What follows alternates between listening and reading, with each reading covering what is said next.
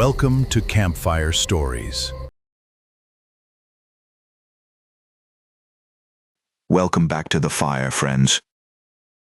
Last night we met the sisters Barnes, Moe and Dot on their first evening in St. John's, and we learned they each boarded that bus around Newfoundland carrying a secret. Dot, the younger, had found through a DNA test that their late father left a daughter on this island, a sister the two of them never knew, 75 years old now, out on Fogo. And Moe, the elder, had a prescription bottle in her cardigan and a reason of her own for saying yes to this trip. Tonight they head out along Conception Bay and the trail gets warm. Marty, I barely slept for thinking about those two. Where does the bus take them? To the oldest corner of English Canada, Carol. Brigus first, a little jewel of a place with a stone tunnel, a sea captain blasted through a hill just to reach his own wharf, and then Cupids, settled in 1610, older than near anything in this country. And Moe, Carol, Moe is in her glory, because Moe loves a plaque. She read every single one aloud. Dot said walking a historic site with Maureen is like touring an art gallery with a woman who insists on describing each painting to the painting. Ha! Describing each painting to the painting. Oh, that is Dot, exactly. So Moe is happy as a clam among her plaques. And Dot? Dot is working, Carol, though Moe does not know it. Because underneath the sightseeing, Dot has a job on this island, and the job is to find out anything she can about a family named Coish, and about who was around these bays in 1950 when their father was a young sailor. So that night they go to supper at a little pub, low ceiling, fiddle in the corner, and Dot does the thing Dot does better than anyone alive. She makes friends. 2 fish cake suppers, a plate of Teutons, and inside 20 minutes she has the whole pub calling her maid and telling her their business. Of course she does. Dot could get a stone to confide in her. And Moe sitting there with her fish cakes? Well, here is a bit of them for you, Carol, because it is my favorite thing they did all night. There is an old fellow at the next table, 90 if he is a day, and Dot's got him going. And Moe leans over and mutters, "Dorothy, you have told that man your entire medical history, and you do not know his name." And Dot says, "His name is Cyril, and he had his gallbladder out in Carbonear." And Moe says, "See, you know his gallbladder and not his name." And Dot says, "Maureen, at our age the gallbladder is the more useful introduction." And Cyril, 90 years old, laughs so hard he has to put his tea down. The gallbladder is the more useful introduction. Marty, I'm going to be using that. These women...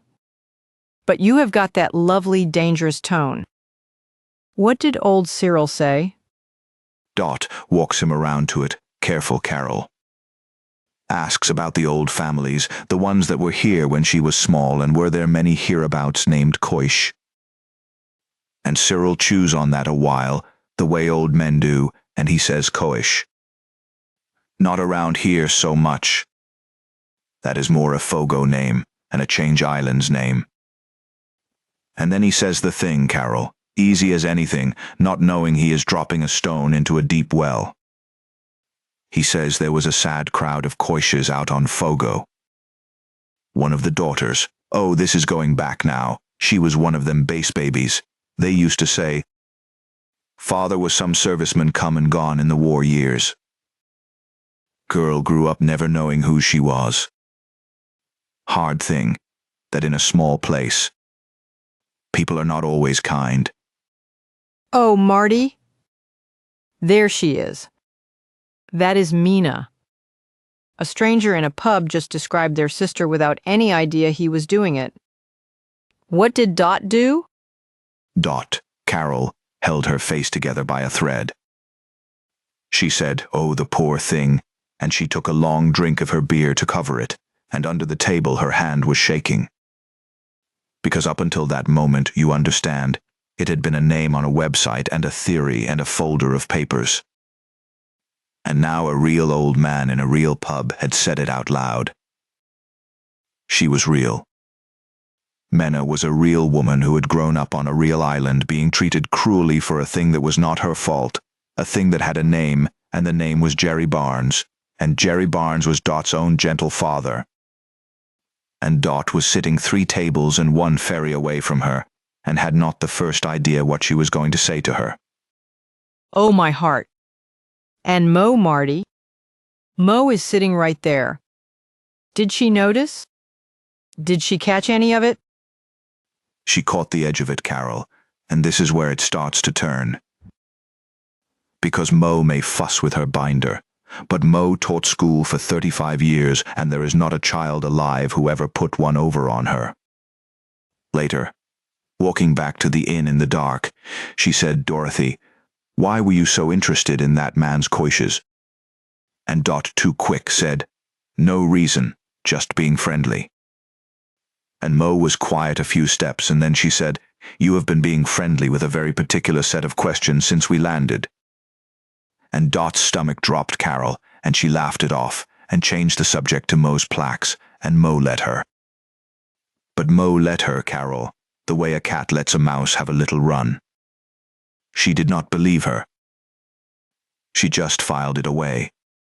Oh, Marty, so Moe already knows something is up. She is a schoolteacher, she can smell a fib. This is going to come apart, isn't it? How long can Dot possibly keep a whole secret sister hidden from a woman who reads her like a primer? Not long, Carol.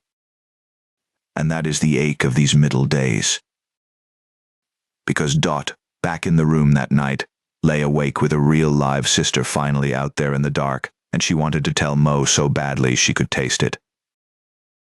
This was their father. This was family. But she looked over at Moe, asleep with the binder still open on her chest, and Carol, the little bottle of pills on the nightstand where she thought Dot would not see, and Dot lost her nerve.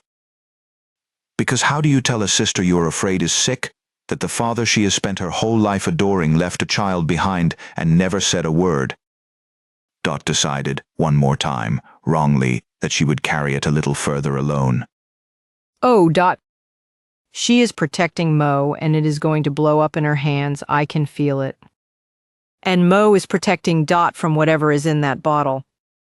2 sisters lying in the dark, each one guarding the other from the truth.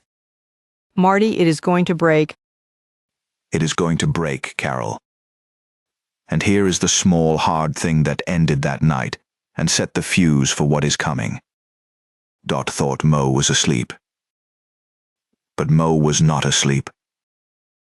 Moe lay there in the dark long after, having heard every word of her sister's questions all day, turning them over with a teacher's patience, and somewhere in that little dark room, Maureen Barnes made up her own mind that when they reached the next town, she was going to find out for herself exactly what her baby sister was up to. And a woman with a binder, Carol, when she decides to investigate you, is a formidable thing. You cannot leave me here, Marty, with both of them lying awake plotting in the same room. Moe is going to go looking, isn't she? And she is going to find that folder. What does she do when she finds out her father, her hero, had a whole daughter he never claimed? And that poor woman on Fogo, does she have any idea 2 sisters are coming across the island toward her? I'm wound up like an 8-day clock. What Moe goes looking for, and what she finds, is where we go next time, in a place called, of all the tender names, Heart's Content. Until then, friends, sleep warm, keep the fire high, and remember, the person lying quiet in the dark is not always the person asleep. I'm Marty Shepherd. And I'm Carol, and I do not know whether to hug those 2 or bang their heads together. Hold your people close and come back for part 3.